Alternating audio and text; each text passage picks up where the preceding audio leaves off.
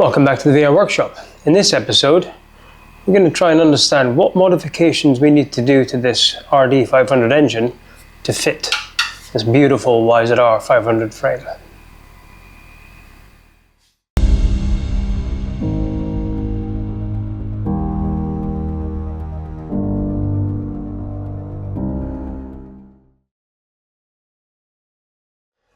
Where we left off in the last episode, we had a brief look at what we needed to do to make all this work.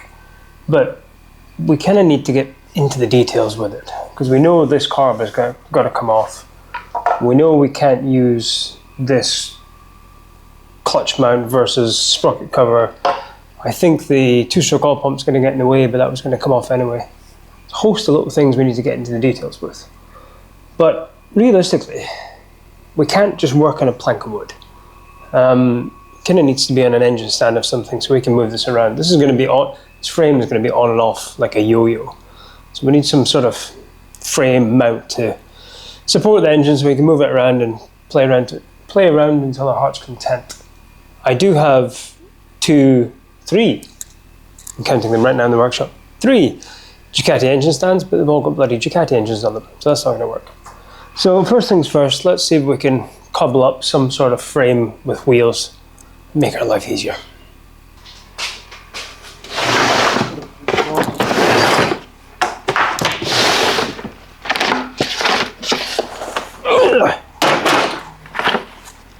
Light and flywheel of Ducati, if anyone's interested. Only see you. One.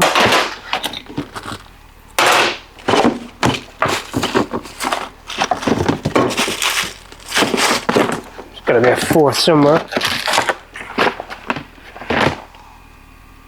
EEPROM chip for a 916. Let's hit a bit of history there. 4. No recollection of why I bought these, but I knew I had them. These will help.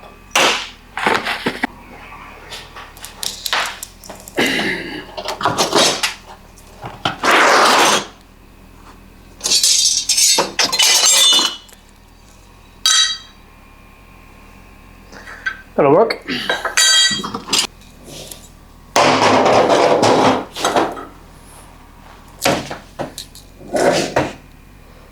Okay, here's my thought process for this. The front engine mount, which obviously this frame doesn't need, but the cradle and the old frame did. I'm going to see if I can pick that up and drill 2 holes, maybe even see if it'll cover the hole that's already here. Drill 2 holes in these, and we can run the original frame bolt through. Probably just a little welding length of some sort here, and maybe a bit of wood across it so we can sit on the edge of the engine. And then we'll run some casters front to back. It should be wide enough just to give us some flexibility in moving this thing around. I'm not going to be building a bike on this, but this is going to be on and off the bench because very soon this is coming off, the land speed bike's coming on. We can throw it in a corner and we can also move it with the frame on at the same time.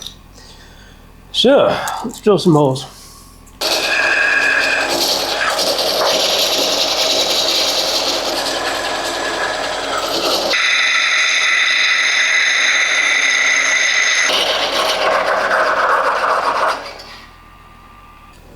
So we now have our supports drilled for wheels and drilled for the engine mount bar. And the engine mount bar is going to sit here. It's actually 225mm apart, which is a lot wider than I thought, to be honest, which is good, it gives us stability. And obviously our wheels will go in each corner.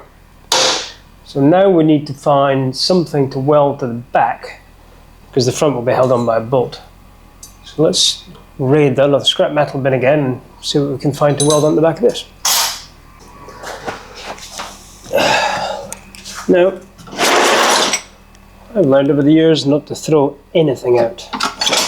You'll be amazed how many times you can repurpose parts again and again and again. And hopefully, by doing that, you'll find something which is close to the size that you need. Saves you cutting or welding or etc. Don't think we're going to be that lucky today. Ooh. Oh, maybe we will.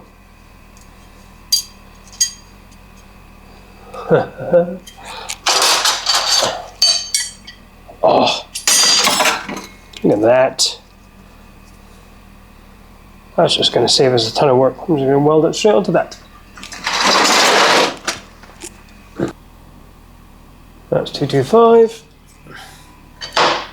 Oh yeah, that'll do nicely.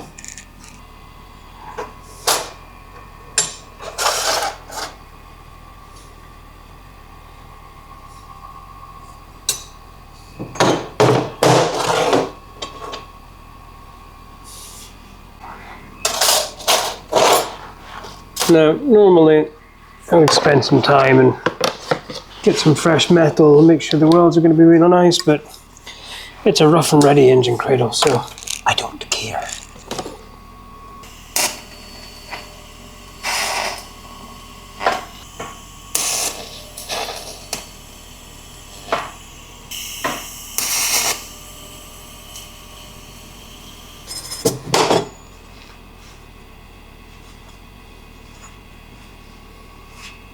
Yeah, it's good enough.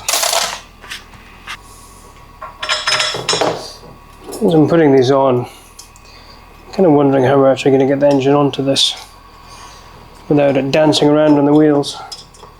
It's going to be an interesting prospect. With that conversation about being impatient, yeah, that's still pretty hot.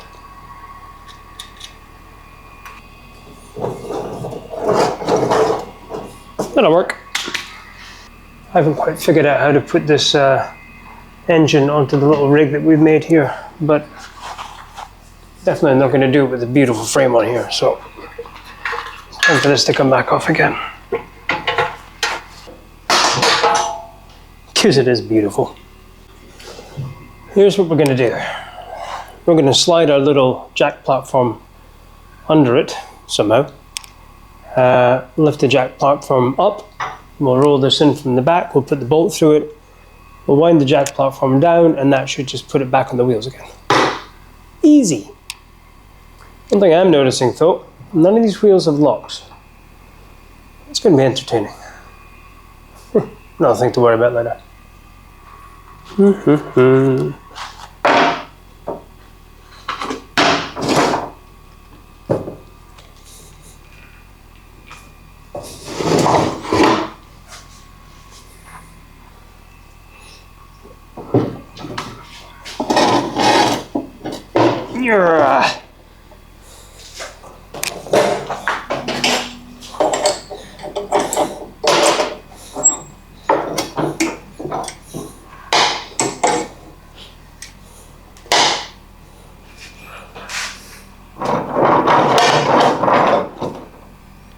Oh, I've just seen a problem. A major problem. Okay. Our problem being, someone, will not go named, decided to drill the engine hole right beside the hole where the caster goes, which means you can't get the engine bolt through. Yeah, idiot. Small modification. I won't tell if you won't. Let's see if it's going to work.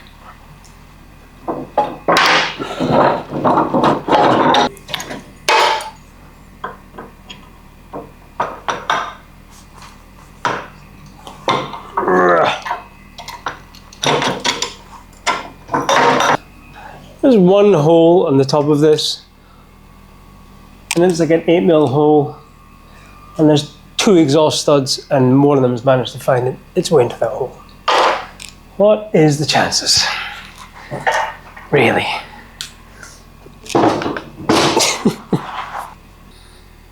Well, a little engine cradle will work for now. I'll probably end up extending the front of it so we can put the casters further forward to give it a bit more stability. But for now, it's perfect. One thing I have noticed is since it's been sitting on blocks of wood, that it's got an oil leak. Oil is lovely and fresh, but it's coming out of somewhere. It could be because the engine's been tilted the wrong way and it might just be coming out of a breather. It's needing some investigation, but it doesn't need to be investigated today. What we do need to do today is look at all the parts that need to be removed for the new frame to go onto. And as we know, the carbs are the first one who hits these linkages, which is a real shame because the standard linkages in this bike, it's just a work of art, it really is. It's a beautiful little thing, but they don't work. That's okay, because we've a set new Mikuni, I think these are 38mm round slides, and we've got a whole set of them. So we can mount them here like that, we mount in the same place, but the throttle location pickup is right through the middle from the slide itself. It doesn't have this linkage at the side. So that's going to give us the freedom for that corner of the frame to come down. We've also got the choke part, which is, and these open in these carbs. And these standard carbs are also Mikuni. So I'm hoping that the original clutch system, the original choke system for these carbs can be retrofitted into these. And we can use the same choke lever as well. So let's get these carbs off first, and then we'll see what we're looking at.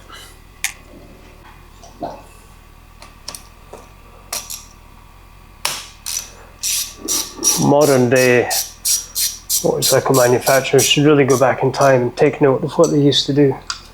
The fact that there's elongated bolts for the Jubilee clips to hold the carbs on just so you can get to them, it's a great idea. If you look at modern day bikes now, you've got to be a contortionist and to get to any clip around the back of it, and they just don't care. It's up to you to get it off, but that's a lovely little feature.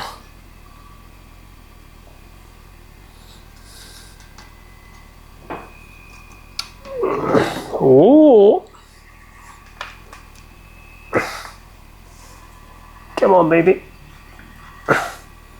There we go. That easy. I know it's a long way away, but I'm not looking forward to balancing these carbs when the time comes.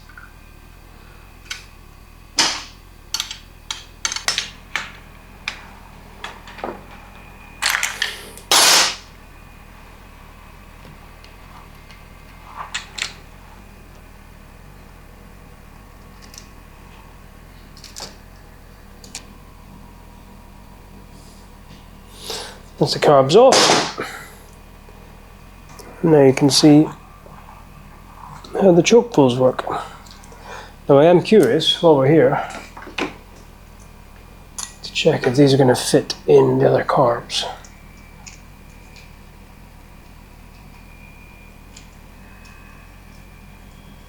Oh, and they do perfectly. Excellent. Okay, so we'll definitely keep the choke cable arrangement because we'll need that in the future. And this is just going to be a repeat of what we did on the other side. What I will do is take all the linkages and everything off while the carbs are still attached. That makes your life a little bit easier.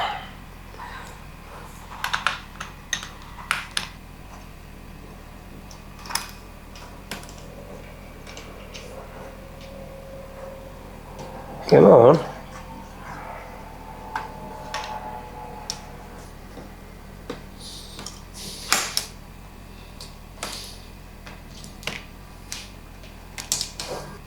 Still got the throttle linkage cable to come off for the oil pump, but we'll deal with that later.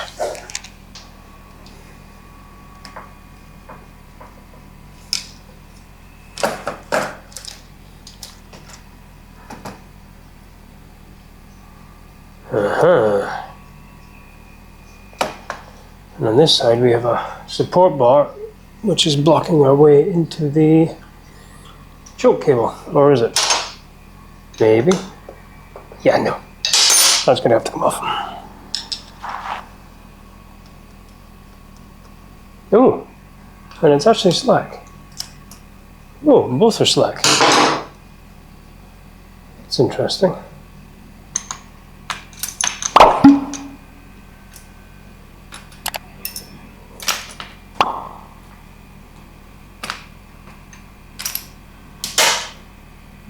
We'll get that in a minute.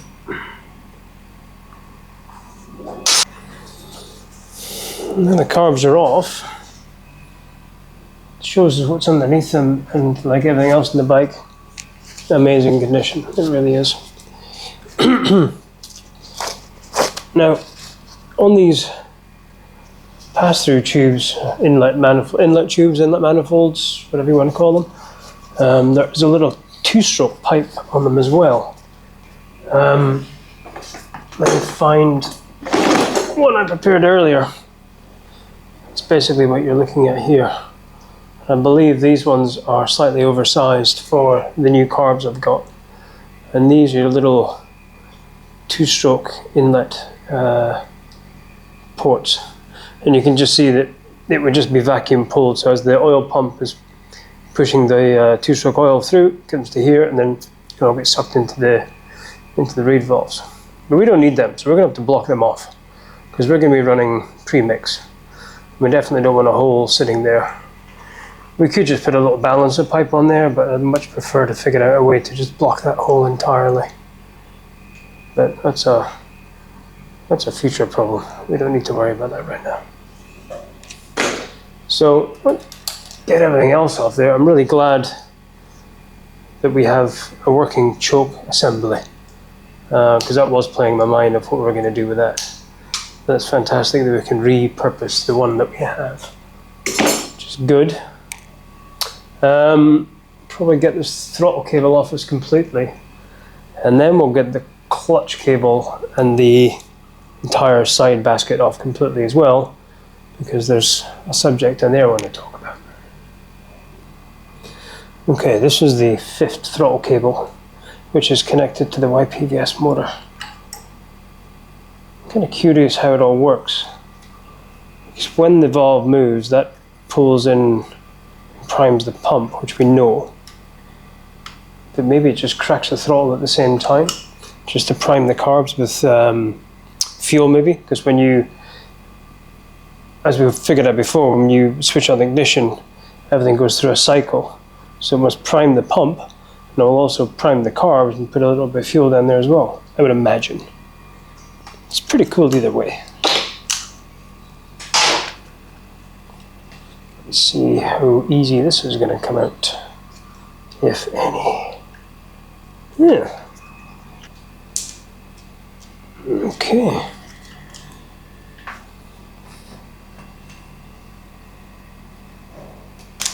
Yeah. There we go. And that will allow us to take all the throttle cables off the engine. Give us more room to maneuver and work. Now, another piece which is not going to fit, sadly, with our frame is this magnesium cover with a clutch cable, which we looked at a couple of videos ago. We'd have to chop quite a substantial part of the side of the cover to make the frame fit. And then it's going to look like it has been chopped, and it needs that support for everything else, because obviously that's pressing on it. It's all very mechanical. So by chopping it, you're then working into the integrity of the casing itself. And magnesium is hard in certain directions, but it is actually a soft metal. So we're going to need another plan for the clutch.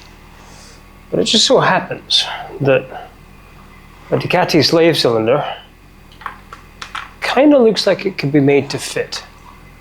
We'd probably have to make a longer shaft. I mean, the diameter of the shaft is actually it's bang on Ducati, it's perfect. Even though the end of it has got a taper on it, but that we can make work. So I'm guessing we could probably make a bracket to pick up the old bolt points of the casing, and just mount the slave cylinder right there. And then we can use just a hydraulic master cylinder, pull one off a Ducati. I'm sure I've got one on the shelf somewhere. I've got about 8 of these. And saying that, this is quite a big one. This is one off the Land Speed bike. This is I think it's a 30 or 32 mil piston. It's quite large. probably way overkill for this bike and the clutch stack. But yeah, I think that's probably going to be a neater solution. And then we can probably, with the bracket, we can incorporate some sort of chain guard into it as well, and powder coat it, and it'll look like it's supposed to be there. Another future modification.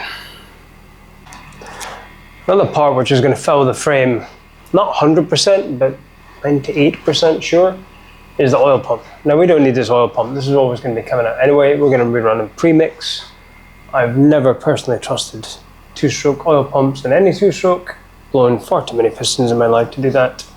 So we're going to remove it. So this little oil pump's got 4 hoses. It goes through this interesting little cover. Don't know where that goes, and then goes to the carb inlets. But we should hopefully remove the whole thing in one piece, and then it can live on in another project.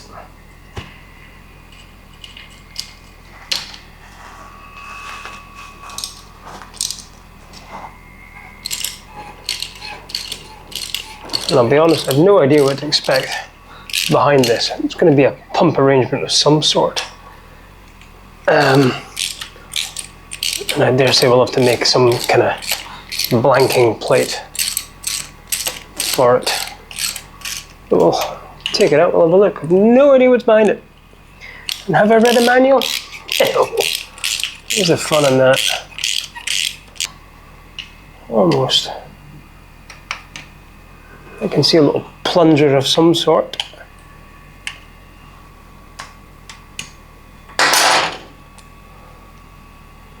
Okay, it's a little shaft drive. Cool.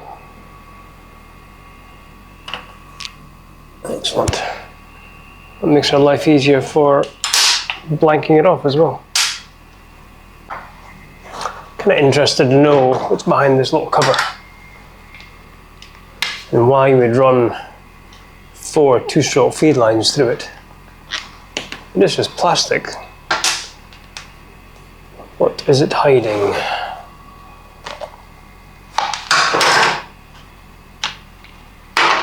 Huh. Nothing, apparently. It's hiding absolutely nothing. That's kind of strange. No idea why that's there. But we'll put the little inserts back in because we can. We'll worry about that another day.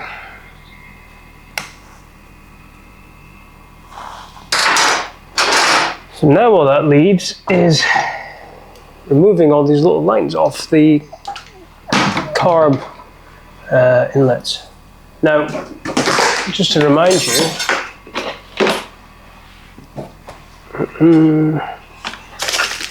just to remind me, here's one I prepared earlier. So it's these lines here that we're looking at. We need to get these little lines off. Hopefully a set of needle and those pliers will solve the problem. On the same subject, these carb inlets here. I don't know if they're going to be the same size as these or not, because I noticed the carbs that I've got for this bike, which I bought 2 years ago, the inlets are quite substantially larger than this. And I don't know if they're going to fit. I don't know if this is a standard or not. But we might have to 3D print some of these just to get a bigger inlet. That's a problem for future Alan.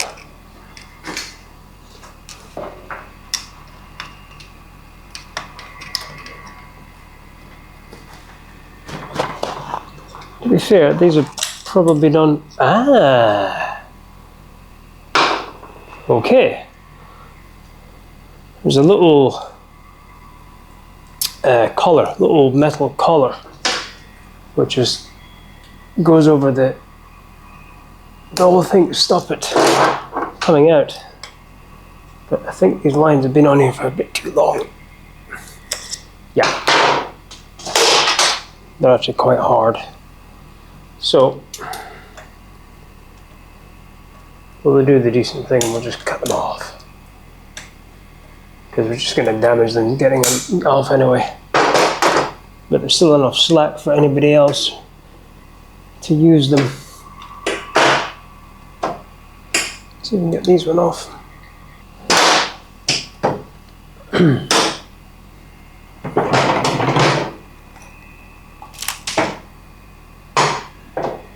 there we have it. One 2-stroke pump. Good to live another day on somebody else's project. And it's still going to make a mess here. Alright, it's now time to test fit the frame again, now that we've removed everything. We'll see how it looks now. Oh. Assuming everything's out of the way.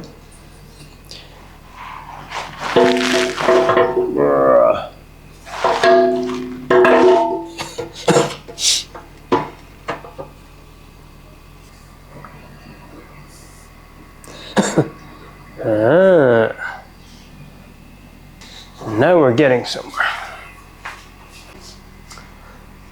Ta-da! It's in. And it's looking pretty good. So, for the time being, it's just on with the 2 rear bolts and it's a threaded bar. This is all I have lying around because the original engine bolts are too small. But a couple of points. The little clutch idea that I've come up with, it doesn't look all that bad when the frame's covering it. May or may not put a sprocket cover on there. We'll figure it out. The rear of it,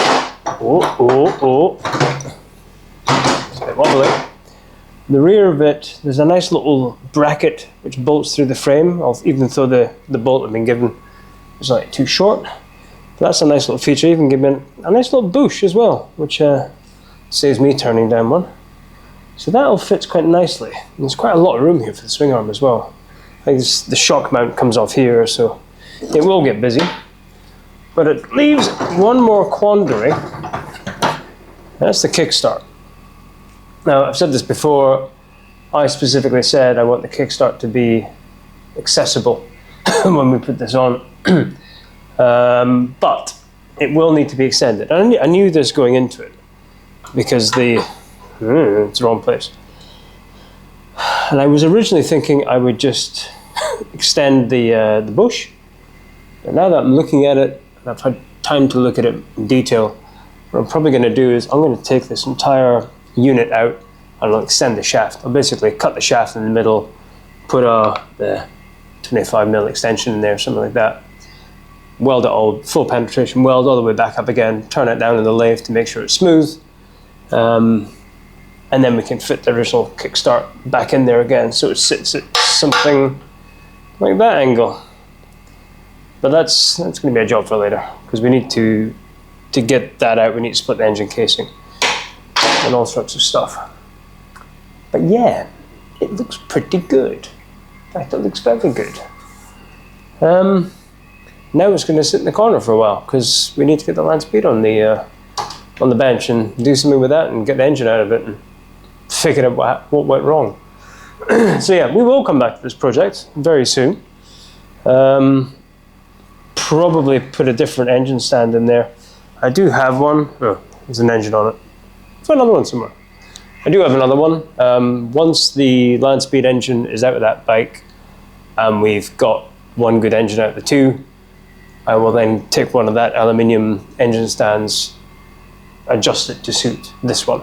It's got bigger wheels, it's far bigger, this thing's going to be in and out like a yo-yo, it's going to be moving around, so we may as well spend a bit of time and get a decent engine cradle that's going to work for us. So yeah, it's been a journey so far, it's been fun. But yeah, it's been learning, it's seeing what we're going to have to do. Things like access to the oil plug. That's going to be a problem. That's going to be a big problem. Changing oil on this thing's going to be entertaining. But, yeah. Lots of things still to learn, for sure. But yeah, it's going to be another long video, so it's probably a good idea to stop it there. As I said, next week's video will not be this. It'll be back onto broken Ducatis, situation normal. Thanks for tuning in. Thanks for continuing the journey with me. It's been fun so far. If you questions, queries, suggestions, let me know in the comments. Don't forget to like and subscribe, and we'll catch you next week.